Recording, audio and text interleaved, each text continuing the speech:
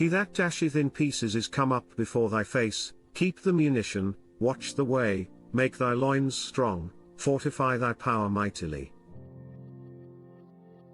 For the Lord hath turned away the excellency of Jacob, as the excellency of Israel, for the emptiers have emptied them out, and marred their vine branches. The shield of his mighty men is made red, the valiant men are in scarlet, the chariots shall be with flaming torches in the day of his preparation, and the fir trees shall be terribly shaken.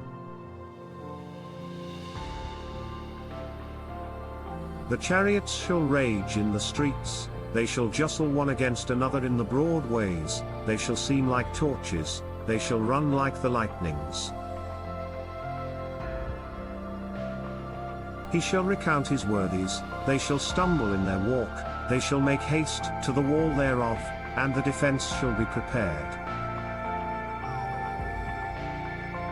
The gates of the rivers shall be opened, and the palace shall be dissolved. And Huzzop shall be led away captive, she shall be brought up, and her maids shall lead her as with the voice of doves, tabering upon their breasts. But Nineveh is of old like a pool of water, yet they shall flee away.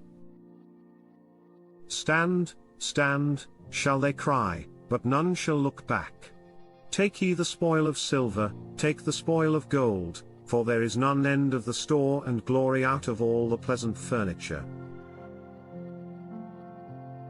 She is empty, and void, and waste, and the heart melteth, and the knees smite together, and much pain is in all loins, and the faces of them all gather blackness.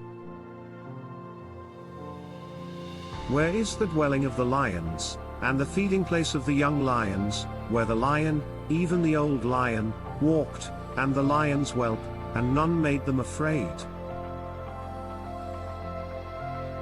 The lion did tear in pieces enough for his whelps, and strangled for his lionesses, and filled his holes with prey, and his dens with ravin.